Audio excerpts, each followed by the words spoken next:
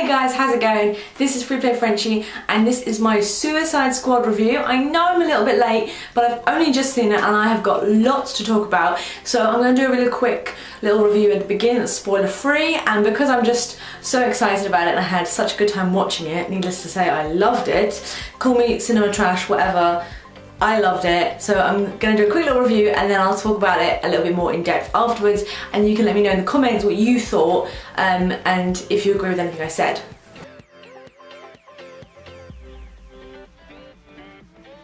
So first off, in terms of the review, I would say the music was brilliant.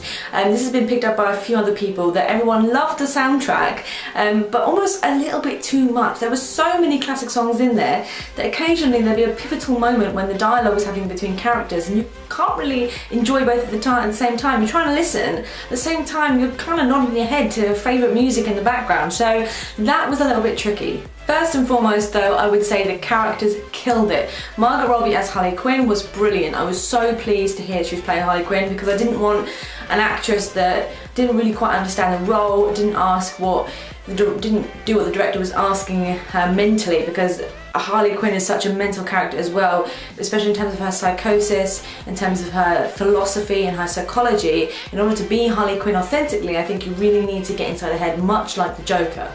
As far as the Joker goes, Jared Leto, I would say, was brilliant. Of course he's not going to be like Heath Ledger, and I think as long as you're not comparing the two as they're different actors, then why wouldn't he have been brilliant? I think he was really good. Personally, I like the kind of gangster mob Joker, and that was really awesome. I'm going to go into a bit more detail about their relationship in the spoiler bit afterwards, because I don't know if anyone wants to know about that or hasn't seen it yet. But yeah, definitely Harley Quinn, brilliant. Joker, brilliant. Which leads me to Will Smith, because I know quite a few critics were a bit harsh with him, but personally I would say he was really good. Deadshot's a bit of a hard character to play. He's got quite a dark background in terms of his family life and everything going on there, so really I think he did really well. I do think some characters could have been done better. In my spoiler bit afterwards I want to go through each character and talk about a little bit about them, but if I was just going to spin one off the top here, I'd say Killer Croc. I don't know about you guys, but from what I've seen of him, when I saw in the movie, you can obviously see him in the trailer, does he not look a bit small to you? He looks a little bit small to me. If you've played Batman Arkham Asylum, you'll know that he is a huge character in that, and he's coming up the elevator. Hopefully I'll find a link in below, or maybe even show a bit of it if I can. I'm still learning about video and stuff like that in my YouTube videos. But he's coming up the elevator and he's all like, I can smell you, Batman, and I'm gonna eat you and crush your bones. And that was terrifying. Like, that was really scary. And then this one, he's not bad, he's okay, he's a good actor. And obviously the makeup took forever, but he was tiny, I thought. And I had a little discussion with my friends afterwards, and we agreed that really what it comes down to is CGI. I've written a blog post about this as well on my blog, but you know, do we want to pay the price of CGI for our characters to look more like their comic counterparts? So really, I would say it was a great film if you're a fan and you just want to see your characters being brought to life. I'm not too sure what the critics said, to be honest. I've heard things about plot and structure and the fact that when they took the film back to do some more things they should have done such and such. I know they added more action and a few funnier lines. Personally, I think it was funny enough. You know, it can't be too serious because it's Suicide Squad. They're all absolute maniacs. And they're going to have that kind of charisma, but at the same time, two little jokes and they lose it. So the verdict is, go and see it if you're a fan. I would give this 8 out of 10. I know DC have got a lot of catching up to do, and there are a lot of cameos in there. I think that annoyed quite a few people as well, to be honest, because Marvel's universe is so expansive now and DC's kind of lagging behind. But really, I enjoyed it. I thought the music was great. Seeing the characters bounce off each other was really good. I would definitely go and see it, and I think you should too if you're a DC fan. This little next bit has got spoilers in it, just a little heads up. Spoilers coming now. Let's talk about the characters. The first and foremost I want to address is of course Joker and Harley Quinn. A lot of people were upset because their relationship on screen was kind of loving. It seemed like the Joker cared about her, and people were saying that's not true in the comics, and also people are talking about the fact that it might encourage abusive relationships. Personally, I think that's stepping way over the line. They're comic book characters, everyone knows that, and you shouldn't take a comic book relationship seriously. Obviously it's not the same as the comic books, and also from the cartoon, Joker is very abusive to Harleen, and he uses her for his own gains. It's very, very different in Suicide Squad. He obviously cares about her and rescues her twice. And she's head over heels in love with him. But once I saw this film, I've got to say I love their relationship. It's much easier to get everyone to like a kind of villain twisted relationship, me and you against the world, than a woman who's just in love with this crazy psychotic man who beats her and is emotionally abusive and things like that. That's not going to sell. No one's going to like that. Especially if they added in the romance for women all over the world. You know, they did that with something, I think they did that with Deadpool. Ryan Reynolds said there had to be the producers said there had to be romance in there for the women, and he said, well, women like comic books, it doesn't need to be in there. And I really hope they didn't do it just for us women out there, to make us kind of like their relationship, because that's not the truth of their relationship. And those that do their digging, especially girls out there who suddenly discover they like Harley, will do their digging and realise that their relationship is less than perfect. Now, Killer Croc. I said briefly that he was very impressive, just that I think he could have been done better. Personally, I think I would have liked to have seen him in CGI, even though it's, you know, Colossus was done in Deadpool as completely CGI, and it was good. It's just, this is the problem, do we want a more realistic one or do we want something bigger? I just think it would have been better if he'd been scarier. I mean, they could have really made that an R-rated movie.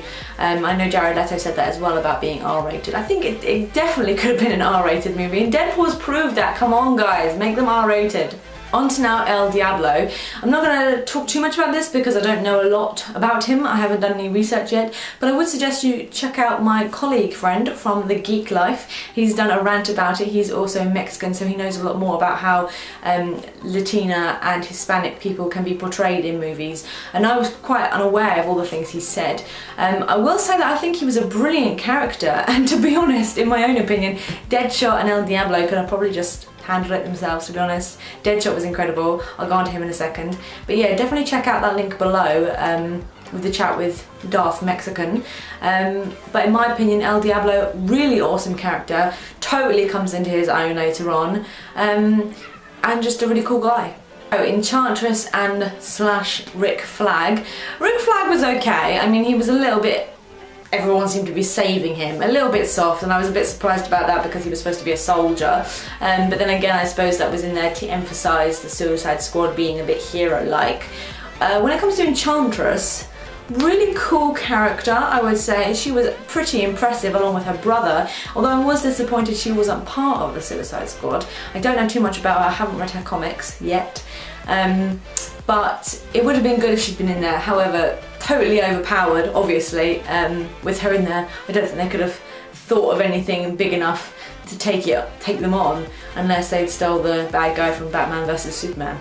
In Boomerang, this guy was brilliant, although I have heard some bad things like that his character wasn't in much detail, along with Katana. I would say this for both of them.